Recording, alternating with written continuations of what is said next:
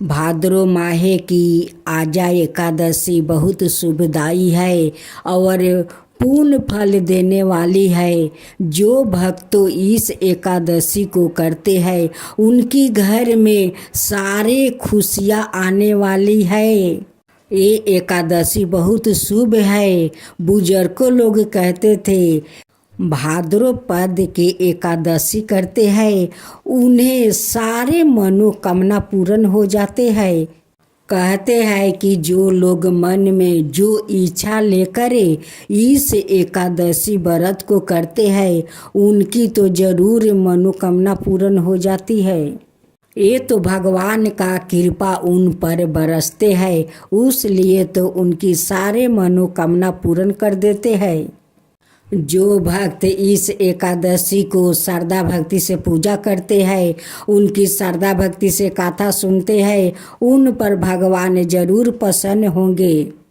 विष्णु भगवान की जय हो, एकादशी माता की जय हो। आज आप सुनेंगे एकादशी देवी माता की व्रत कथा। एकादशी माता की जय हो, एकादशी माता की जय हो। मूर नाम का एक दैत्य था, रावण और कंस की तरह वो भी 12 आतंक मचाता था। स्वर्ग में देवों सहित सभी को पीड़ा देता था। सभी लोग उसे रक्षा मांगकर श्रीमन नारायण के शरण में गए। भगवान ने कहा मैं उसे संभालता हूँ, चिंता मत करो। भगवान मूर के साथ युद्ध करने लगे, लेकिन अपनी सारी शारीरिक शक्ति लगाकर भी भगवान कुछ नहीं कर सके। भगवान को युद्ध के मैदान से पलायन करना पड़ा। वो हिमालय की एक गुफा में छिप गया। मूर भी उनका पीछा करते हुए वहां पहुंच गया। भगवान ने ध्यान करना शुरू किया और उनके मन से एक शक्ति उत्पन्न की। उनकी मानसिक शक्ति, इस शक्ति ने बाहर आकर मूर को अपनी तलवार से मार डाला। हम जानते थे कि शरीर में 10 इंद्रियां है, 5 ज्ञानेंद्रियां और 5 कर्मेंद्रियां, 11वीं इंद्रिया है मन। संस्कृत में एकादशी का अर्थ है 11। चौकी यह देवी उनके मन भगवान की 11वीं इंद्रिया से निकली थी, इसलिए भगवान ने उन्हें एकादशी के नाम से पुकारा। एकादशी माता की उत्पत्ति का दिन उनके नाम से ही जाने लगा। माता एकादशी के अंतिम चरण के दौरान उत्पन्न हुई थी, इसे जयंती कहते हैं।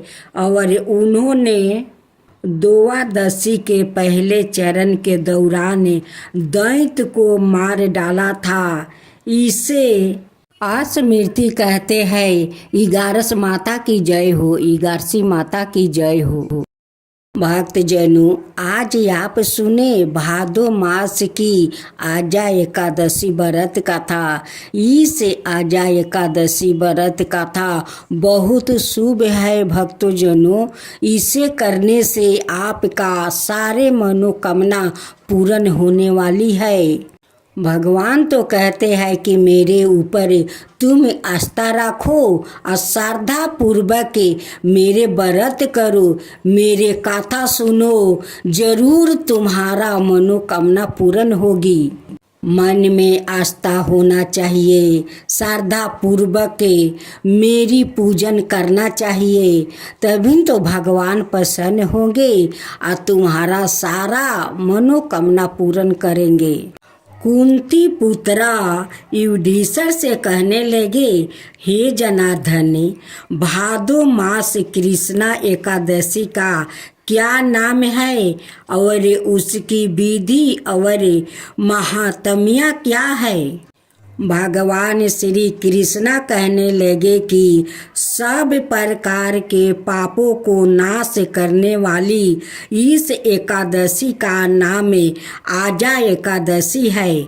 इसके व्रत को करने से मनुष्य सब पापों से मुक्ति हो जाता है।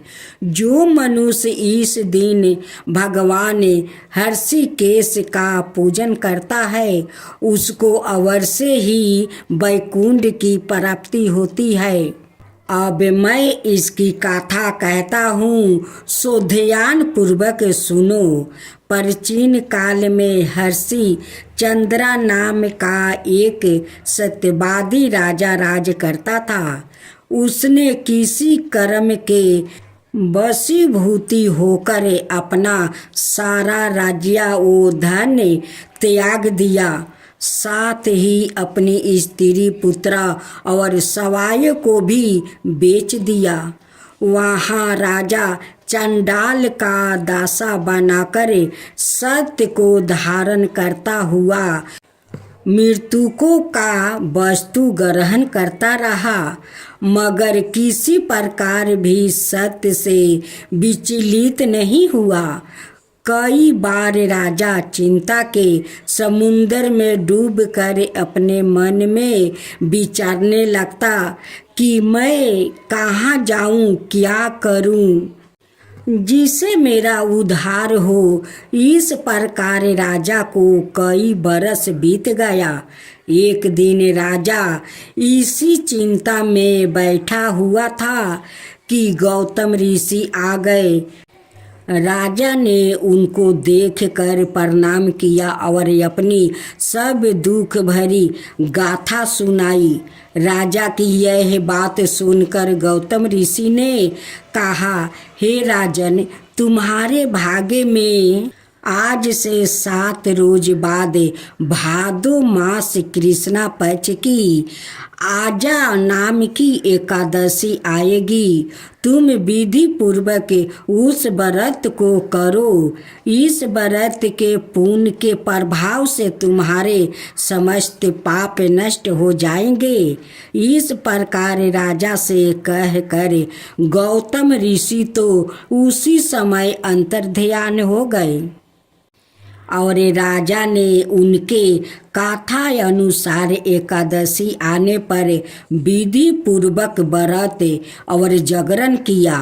उस व्रत के प्रभाव से राजा के समस्त पाप नष्ट हो गया। स्वर्ग में बाजा बाजने लगा और पुष्प की वर्षा होने लगी। उसने अपने मृतक पुत्रा को जीवित और अपनी स्त्री को वस्तु और आभूषणों से युक्त देखा। उस व्रत के प्रभाव से उसको पूर्ण राज्य मिल गया और अंत समय में अपने परिवार सहित स्वर्ग को गया। हे राजन, यह सब आजा एकादशी के प्रभाव से हुआ है। अत जो मनुष्य श्रद्धा के साथ विधि पूर्वक इस व्रत को करते हुए रात्रि में जागरण करते हैं, उनके समस्त पाप नष्ट होकर अंत में वो स्वर्ग लोक को प्राप्ति होते हैं। इस एकादशी की गाथा के श्रवण मात्र से अश्वमेध यज्ञ का फल प्राप्ति हो जाता है। आजा एकादशी व्रत की जय। आजा एकादशी व्रत की जय। भक्तजनों, आज आप सुनेंगे 11 माता की व्रत कथा। भक्तजनों, आज आप सुने 11 माता का नई कहानी। आप लोग इस कहानी को ज़रूर सुने। जितना भगवान के भक्त लोग हैं वो भगवान को श्रद्धे भक्ति से पूजा पाठ भी करते हैं, भगवान का कथा भी सुनते हैं। भगवान उन भक्तों पर प्रसन्न हो जाते हैं। भगवान उनकी सारा मन कामना पूरा कर देते हैं। भगवान भी तो सोचते हैं कि नहीं, मेरा भक्त लोग मेरा श्रद्धा पूर्वक पूजा भी करते हैं, मेरा कथा भी सुनते हैं, तो मेरा तो कर्तव्य है कि मैं भी अपना भक्त लोग का लिए कुछ कर सकूं। तो भक्तों जनों, हम सब मिलकर बोलते हैं, इगारस माता की जय हो, इगारस माता की जय हो, विष्णु भगवान की जय हो, विष्णु भगवान की जय हो। तो हम लोग अब इगारस माता का कथा सुनते हैं। किसी गांव में एक रूमा नाम का औरत थी। उनकी 2 बेटी थी, एक गोरी थी और एक काली थी। गोरी वाली का नाम लक्ष्मीनिया राखी थी और काली वाली के नाम सौली राखी थी। रूमा अपनी लक्ष्मीनिया से कोई काम नहीं करवाती थी। अब सुने तुलसी माता की व्रत कथा। कार्तिक मास के शुक्ला पक्ष की एकादशी पर भगवान विष्णु के शालिग्राम रूप में और माता तुलसी का विवाह किया जाता है। कई लोग द्वादशी तिथि पर भी तुलसी विवाह करते हैं। तुलसी भगवान विष्णु को अति प्रिय है। तुलसी के बिना भगवान विष्णु भोग स्वीकार नहीं करते हैं। तुलसी पूर्व जन्म में एक लड़की थी जिसका नाम बिंदा था, जिसका जन्म राक्षस कुल में हुआ था। राक्षस जलंधर समुंदर से उत्पन्न हुआ था। बिंदा बड़ी ही पतिव्रता स्त्री थी, सदा अपने पति की सेवा किया करती थी। एक बार देवताओं और दानवों में युद्ध हुआ। जब जलंधर युद्ध पर जाने लगे तो बिंदा ने कहा, स्वामी, आप युद्ध पर जा रहे हैं, आप जब तक युद्ध में रहेंगे मैं पूजा में बैठकर आपकी जीत के लिए अनुष्ठान करूंगी। जब तक आप नहीं लौट आते मैं अपना संकल्प नहीं छोड़ूंगी। जलंधर तो युद्ध में चला गया और बिंदा व्रत का संकल्प लेकर पूजा में बैठ गई। उसके व्रत के प्रभाव से देवता भी जलंधर को ना हरा सके। सारे देवता जब हारने लगे तो विष्णु जी के पास पहुँचे और सभी ने भगवान से प्रार्थना की। भगवान बोले, बिंदा मेरी परम भक्त है, मैं उसके छल नहीं कर सकता। इस पर देवता बोले कि भगवान, दूसरा कोई उपाय हो तो बताइए, लेकिन हमारी मदद जरूर करें। इस पर भगवान विष्णु ने जलंधर का रूप धारण किया और बिंदा का महल में पहुंच गया। बिंदा ने जैसे ही अपने पति को देखा तो तुरंत पूजा में से उठ गई और उनके चरणों को छू लिया। इधर बिंदा का संकल्प टूट गया, उधर युद्ध में देवताओं ने जलंधर को मार दिया और उसका सिर काट कर अलग कर दिया। जलंधर का काटा हुआ सिर जब महल में आ गिरा तो बिंदा ने आश्चर्य से भगवान की ओर देखा, जिन्होंने जलंधर का रूप धारण कर रखा था। इस पर भगवान विष्णु अपने रूप में आ गए पर कुछ बोल ना सके। बिंदा ने कृपित होकर भगवान को श्राप दे दिया कि वो पत्थर के हो जाए। इसके चलते भगवान तुरंत पत्थर के हो गया। सभी देवताओं में हाहाकार मच गया। देवताओं की प्रार्थना के बाद बिंदा ने अपना श्राप वापस ले लिया। इसके बाद वो अपने पति का सिर लेकर सती हो गई।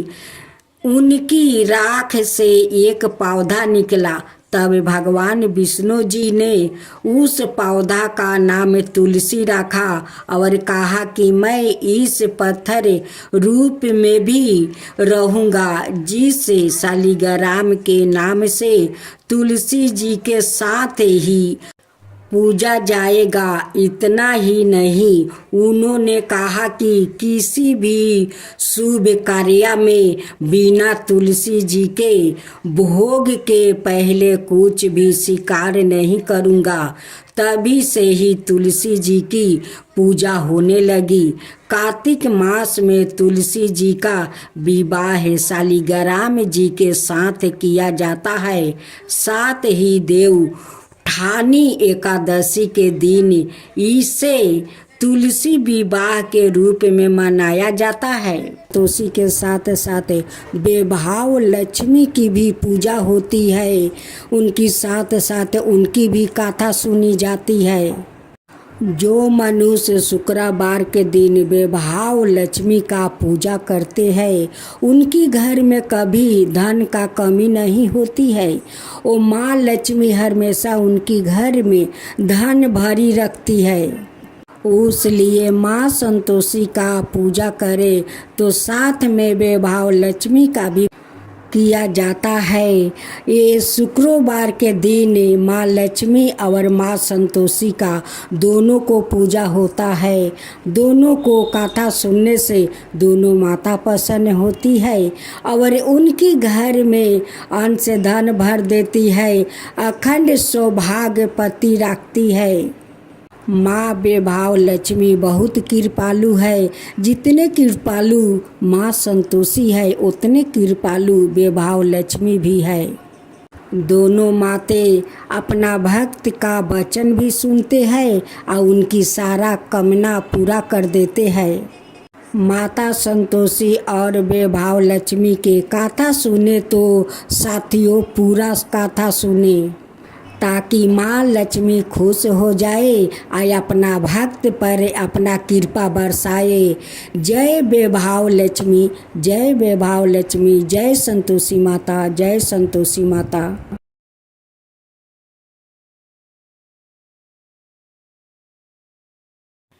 आज आप सुने गणेश जी की खीर की कहानी। एक बार गणेश जी ने पृथ्वी के मनुष्यों परीक्षा लेने का विचार किया। वो अपना रूप बदलकर पृथ्वी पर भ्रमण करने लगे। उन्होंने एक बालक का रूप बना लिया। एक हाथ में एक चम्मच में दूध ले लिया और दूसरे हाथ में एक चिमटी चावल ले लिया और गली गली घूमने लगे। साथ ही साथ आवाज लगाते चल रहे थे, कोई मेरे लिए खीर बना दे, कोई मेरे लिए खीर बना दे। कोई भी उन पर ध्यान नहीं दे रहा था, बल्कि लोग उन पर हंस रहे थे। लगातार एक गांव के बाद दूसरे गांव इसी तरह चक्कर लगाते हुए पुकारते रहे, पर कोई खीर बनाने के लिए तैयार नहीं था। सुबह से शाम हो गई, गणेश जी लगातार घूमते रहे। एक बुढ़िया थी, शाम के वक्त अपनी झोपड़ी के बाहर बैठी हुई थी। तभी गणेश जी वहाँ से पुकारते हुए निकले कि कोई मेरी खीर बना दे, कोई मेरी खीर बना दे। बुढ़िया बहुत कोमल हृदय वाली स्त्री थी। उसने कहा, बेटा मैं तेरी खीर बना देती हूँ। गणेश जी ने कहा, माई अपने घर में से दूध और चावल लेने के लिए बर्तन लाओ। बुढ़िया एक कटोरी लेकर जब झोपड़ी से बाहर आई तो गणेश जी ने कहा, अपने घर का सबसे बड़ा बर्तन लेकर आओ। बुढ़िया को थोड़ी झंझलाहट हुई और उसने कहा, चलो बच्चा का मन राख लेती हूँ। और अंदर जाकर वो अपने घर सब से 12 पतीला लेकर बाहर आई। गणेश जी ने चम्मच में से दूध पतीले में ढालने शुरू किया। तब बुढ़िया के आश्चर्य की सीमा नहीं रही जब उसने देखा दूध से पूरा पतीला भर गया है। एक के बाद एक वो बर्तन झोपड़ी से बाहर लाती गई और उसमें गणेश जी दूध भरते चला गया। इस तरह से घर के सारे बर्तन दूध से लबलाब भर गया। गणेश भगवान ने बुढ़िया से कहा, मैंने स्नान करके आता हूँ, तब तक तुम खीर बना लो, मैं आपस आकर खाऊंगा। बुढ़िया ने पूछा, मैं इतनी सारी खीर का क्या करूँगी? इस पर गणपति जी बोले, सारे गांव को दावत दे दो। बुढ़िया ने बड़े प्यार से मन लगाकर खीर बनाई। खीर की भीनी भीनी मीठी मीठी खुशबू चारों दिशाओं में फैल गई। खीर बनाने के बाद वो हर घर में जाकर खीर खाने का न्योता देने लगी। लोग उस पर हंस रहे थे। बुढ़िया के घर में खाने को दाना नहीं और यह सारे गांव को खीर खाने की दावत दे रही है। लोगों को कतहूल हुआ और खीर की खुशबू से लोग घींचे चले आ गए। लो सारा गांव बुढ़िया के घर में इकट्ठा हो गया।